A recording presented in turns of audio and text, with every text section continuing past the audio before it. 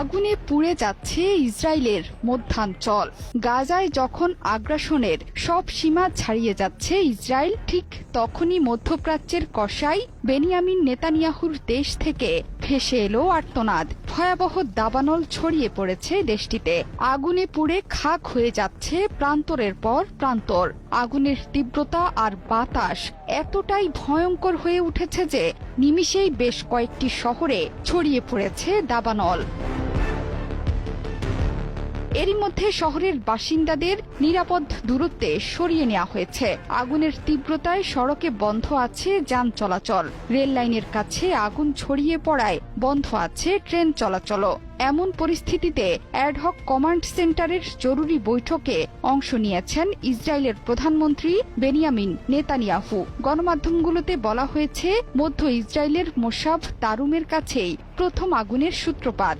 এখন যে কোনো ব্র্যান্ডের পুরাতন এসি বদলে নতুন ওয়ালটন এসিতে উপভোগ করুন 25% ছাড়। তাপমাত্রা বৃদ্ধি এবং বাতাসের তীব্রতায় বিভিন্ন জায়গায় ছড়িয়ে পড়েছে সেই আগুন। বেইত শেমেশ শহরের বেশ কয়েকটি স্থানেও দাবানল ছড়িয়ে পড়েছে। একে একে শহরগুলোকে গিলে ফেলছে ভয়ঙ্কর এই দাবানল। বর্তমানে নিয়ন্ত্রণের বাইরে চলে গেছে এই আগুন। এশতাওল, বেইত মেইর এবং মেসিলাথ জিয়ন শহর থেকে বাসিন্দাদের সরিয়ে নেওয়া হয়েছে। ভয়াবহ আগুনের ফলে সড়কের গাড়ি চালকরা তাদের যানবাহনকে ফেলেই শহর ছাড়তে বাধ্য হয়। জনগণকে সতর্ক থাকা এবং ক্ষতিগ্রস্ত এলাকা থেকে দূরে সরে যাওয়ার নির্দেশ দিয়েছে পুলিশ। দাবানল ছড়িয়ে পড়া এলাকা থেকে জেরুজালেমে যাওয়ার গুরুত্বপূর্ণ সড়কও বন্ধ করে দিয়েছেন তারা। এরই মধ্যে বিমানের সাহায্যে আগুন নেভানোর কাজ শুরু করেছে অগ্নি নির্বাপন কর্মীরা। আগুন নেভাতে গিয়ে 7 জন দমকল কর্মী সহ কমপক্ষে 9 জন আহত হয়েছেন। ফায়ার অ্যান্ড রেস্কিউ অথরিটির মুখপাত্র জানান, আগুন নেভাতে গিয়ে 9 জন আহত হয়েছেন। তাদের মধ্যে 7 জন দমকল কর্মী এবং 2 জন বেসামরিক নাগরিক।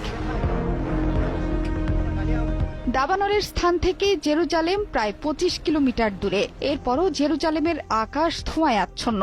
বাতাসের মানের স্তর হ্রাস পেয়েছে। 6টি জেলা থেকে ফায়ার সার্ভিসের কর্মীর তালিকাভুক্ত করে আগুন নেভানোর চেষ্টা চলছে। তাদের সঙ্গে আইডিএফ সদস্যরাও যোগ দিয়েছেন। বেইত শেমেশের উত্তরে দাবানল নেভাতে প্রায় 110টি অগ্নি নির্বাপন দল, 11টি অগ্নি নির্বাপক বিমান এবং 1টি হেলিকপ্টার কাজ করছে। এছাড়াও ইসরায়েলি বিমান বাহিনী, উদ্ধার পরিষেবা এবং পুলিশ কাজ করেছে। দাবানলের ঝুঁকিপূর্ণ এলাকাগুলোতে পর্বতারোহীদের খোঁজে তল্লাশি চালাচ্ছেন কর্মকর্তারা।